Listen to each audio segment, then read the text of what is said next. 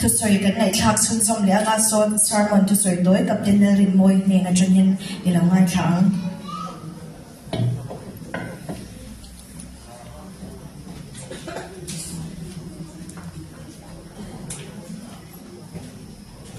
Pathian chibai bokin atu thiang dim ilongai chazon ngala o chanchin tha lukasia punga changli an chiarane tin thu soya ban chuan simon ne na lithuk lampan la sangman turin inlen te deng ro ati a tilai hi bible chang in khana ani anga ichuan voina hian thil pathum am soi kan du ani pakhatna chuan du thlan na dik ti hi kan soi du a ka huna tlema wangin poina kan lun al zum zo tong trai na mang to lo mayanga du thang ti hi mizo tonga tong kam pa ni in kop du plus is equal to du thlan du oma thlan oma ta chuan du na min nei tir tu kha thil pat ni cheu mani mihring nuna hian chu chu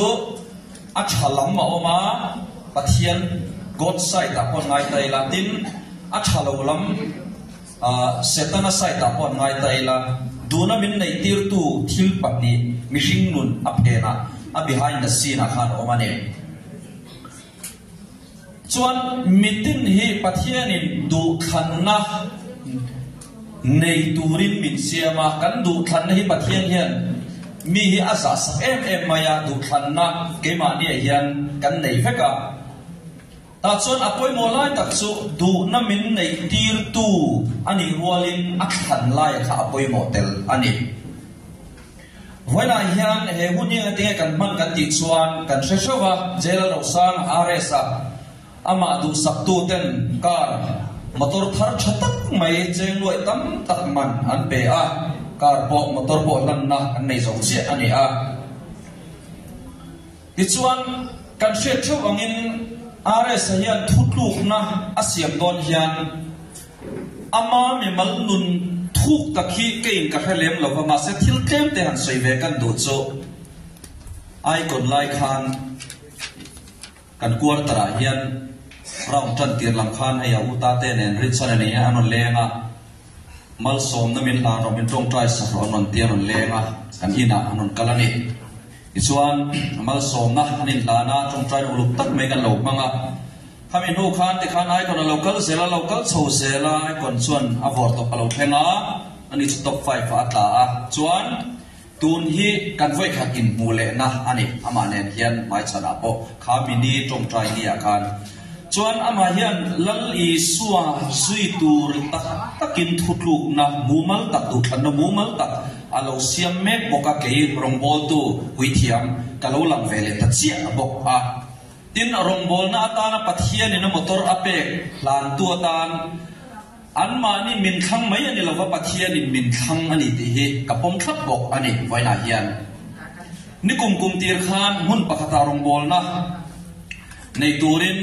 ruam na kan siama kini kan thleng masa a orin sana hi ka wa phona hei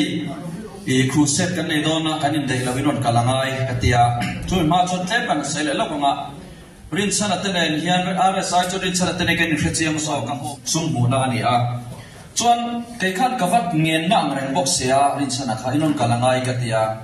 chuan khami rongbol na kan nei zo bela khan khodama sin le mal tur kan ni na po hom man lovin RSI na ron thla ngai ni khami thum khan kong a chem em mayan khwatra kan nong bol na khoron kalna turatan khan in tu hui larin au hi ron tha hak lai tak tak nen sapal nen aron tha ta chuan tlai anon thenga thim do na chuan ai sok so in khom turin ani pon sapal nen big en ron theng ve khala tuna ai kona tela gospel salawaleng zem aron sakma leng zema mi kan set lar ma hian pathian rongbol na ko nga hian thutluk na alo siam nei to a chuan tikhana icon sin ko ron kal chawa leng zema ma aron kal chawa pathian in tikhana ron choi moi chawa ron choi sam zela tun tharai lo te kumpo aladal ma hian du na nei tir tu at chunga thalau thiam limin na satakin mi puina kan hriat pia lama hian na athoka chuan du na anei tir thalau thiam limin na sataka thimlunga na atho awangin mana rong alo bol na masazo ahmangai na masazo lal isua khan avakir le atuna hian full time rong bol turin thutlung na asiamani ti chu kan traffic ani hadi han thil pakhat le kan soilok do chu kum sam khat le zapole somni palia perisa olympic an kheldon tum khan an na tum khan in foot kati intlan signal man ming thaem mai Eric Henry Linde la kha om ta an ramai olympic 100 meter race gold medalist nge turan nei ne kati hun lai khan chuan intlan sel turni fixer ron chuaka Sunday ania Eric Henry Linde la kha Christian chalu dukane fixer en vang khan katlan thei lawang pathian chi bai ka buk na ni ani atia thutuk na asiama anram olympic khoi tu da hanan em maya ti ngai na shalawa katlan thei lawang pia thutuk na du khan na asiama wangin ti ngai na shalaw midang an tlan tira chuan anua 400 meter race tlan turin an som le a fixer an sok le Sunday ni tolo katlan ang atia an tlan don chung chuan Olympic team an how to pakhat thi aron kala le khaf terok thei tin aron kenga chuta chon Bible sang hi asiaka akuta chon chi bai pai ron hung tera Samuel pakhat na bung ni chang somthum na mi choi moi apim te chuka choi mo yang ti thu sia kha ahuma 400 meter race an ramtan gold medal ala ani Eric Henry Linde la khan thutluk na asiam swallo ichuan pathian khongai na awangin helian kangai tuata Mizoram icon masaper chu zoram chhania nia icon mai pirama idol te inti se ka chang changa mi chi sang Mizoram mi puita sia thoin anron kal chuak zela ma se mitlo mi en ton ta mi get kan ti ta rem ren chu lal isua zuya amarong bol na konga mirlang te hi mitlo mi get mi en ton ta icon an ni sela ni ngai to maro kan rama hian chuwang chuan voinia hian du thanna dikhi kan kuta om thawa ama chok le lovin kan vai hian kan ta ani a du na min nei tir chuwa phenga thil pan ni oma thane ro chu kan ti tur ni wangin du thanna dik siam ni apoi mo khop mai ti kha ka thim no alian em ani tin panina chuan ril rutik nei angai Chronicles panina bung so procham ko chuan ti hian kan mu a alamaril rudik tak putu te chunga achak sia dilam turin khover song songa yan lalpa mi chu len roi ni ti kan mu a mizau mi puite abi takin kan ril ruput mang hi ati kangai kan ril ru hi ahi se langai alamaril rudik tak putu te chunga achak sia ti hi atong bullama chon le lai ril rudik ti tak kha sole man dia chu mi om sia chu a song song petu a vai petu ti na ani a vaina hian jail ro sa hian ama choi moi tu pathian ani ti a hiat chen em awangin anun song song le a hun song song a eng kim hi pathian rong bol na atan a hlan fai feka len zem hlan love song kalsanin pathian la chok gospel la chok sato turin thutluk na asiam hi ti pal thil thu anilo pathian ina aruat sa akau na athan na ani chowangin voinia hian amma le voinia dilai mun local khom le na kin lo en le tu te pokan omam chung song te na kan momo keima soitu po tenin kan momo ver zinga mi chu ril rudik ani motor thar adonga chik tu tam tak pon non mai thai takala chuanin namma lom pui tu tur nei hria ter no pui mi lo che tam tak hian kan makania mishing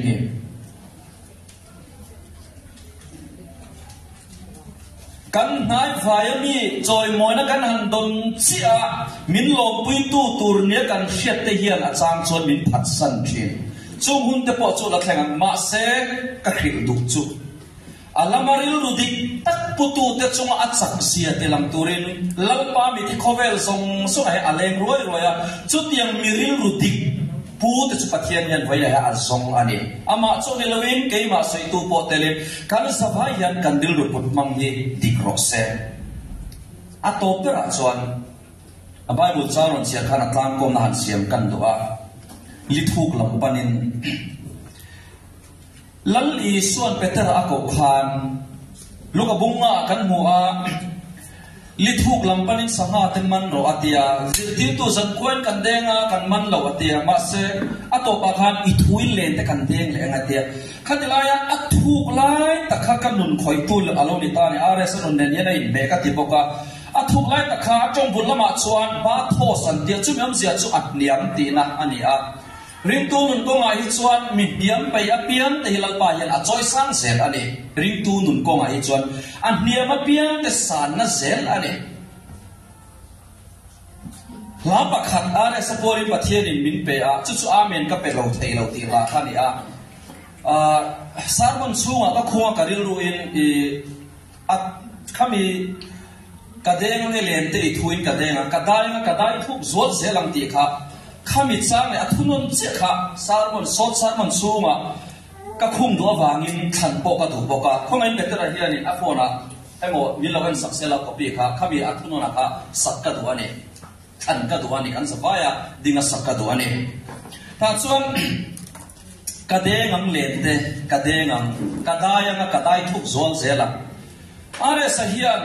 nun moi takin leng zem la asa a sei sel na tur om lem lo mi ta chuanin leng zem an sa a an piang thara thutluk na an siama gospel an sa khatiam kha ani velo ani chu leng zem sak lai pon pathian hi achunga om thlat chuan apiang thara gospel asa khatiam kha ni lovin mana alo piang thar toa tenhan akal so den pathian na choi sang zela tuna chuan eng dang ni lovin lu thuk na ani to ani pathian na alu thuk don ti na ni chu voina tilai mun lo kal som te ko hian kan ma mo ber te sing ni pakhat chu pathian lama lu thuk na ani kadai thuk zol zela ka du ber te ain ka thang to che a ti in tuna hian pathian si bai kan buk don ani Imari beten ron saya bena yan pathian avan rau pui em tharau thiam limi avan salen em tero pathian na thori avan rau pui em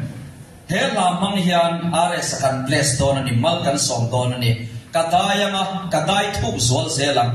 zitir tu zan khoi kan denga kan man lo ma se I thu in len te kan deng le am khoi a mo li thuk lampanin a thuk om sia chu ba thos at niama pianga kan hiam baya piam hian pathian kan lo sang sel ti na lo ni ring tun ko nga chuan khovel thil nen a in person lak ani in ma ka lo dit theina chan hi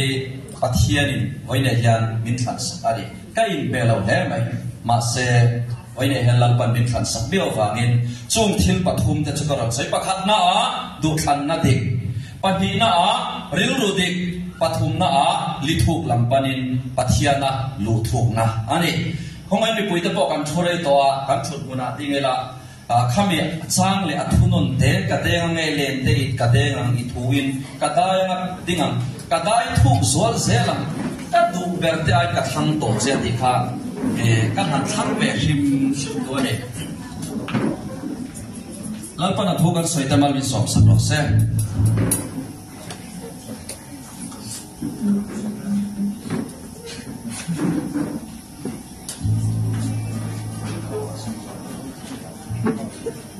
Hello. Kan sa thiam tu ra ka ngaya alai kan tam be thawa kadeng nge len te kadeng ang ithui kadai thuk zwal se kadeng nge len te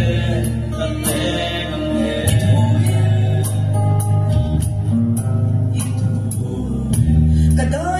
kadai thuk zol zelang helpa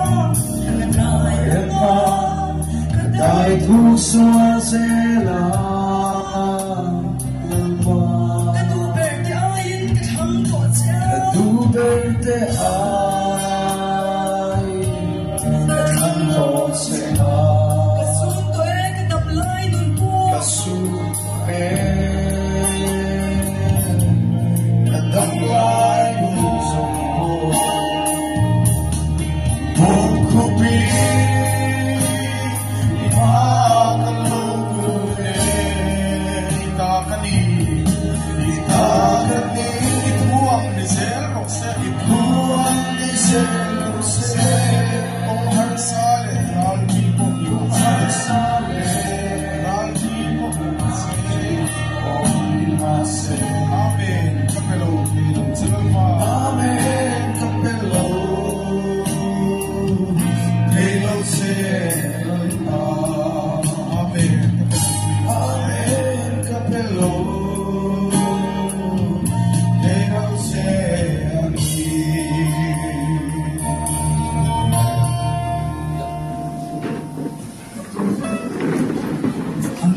chatak kapten rin mo hindi na jangin kan ngai khataya at sunga long thu kan suya hilaya hun min ron man puya min tel pui hi kan